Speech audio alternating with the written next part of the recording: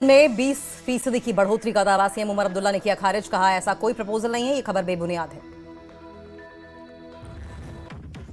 जम्मू में राष्ट्रीय बजरंग दल के कार्यकर्ता और पुलिस के बीच झड़प। राजभवन जाने से रोकने पर भड़के कार्यकर्ता। वैष्णो देवी मेडिकल कॉलेज की सिलेक्शन लिस्ट कैंसिल करने की मांग।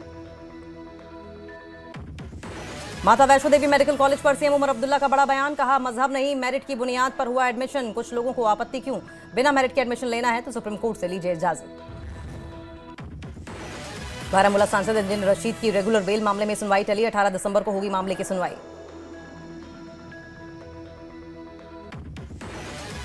सांबा के सीमावर्ती इलाकों में सुरक्षा बलों का तलाशी अभियान लगातार तीसरे दिन भी जारी। चप्पे चप्पे पर खंगाल रहे हैं सुरक्षा बल के जवान। कुपवाड़ा के हंदवाड़ा में खाना खाने के बाद बिगड़ी 12 लोगों की तबीयत। बेहोशी की हालत में किया गया अस्पताल में भर्ती। फूड पॉइजनिंग बताई जा रही वजह। एक्टर धर्मेंद्र की आखिरी रसूमात अदा। बड़े बेटे सनी देओल ने दी मुखाग्नि। मुंबई के विले पार्ले स्मशान घाट में हुआ अंतिम संस्कार। एलजी मनोज सिन्हा और सीएम उमर अब्दुल्ला ने जताया दुख।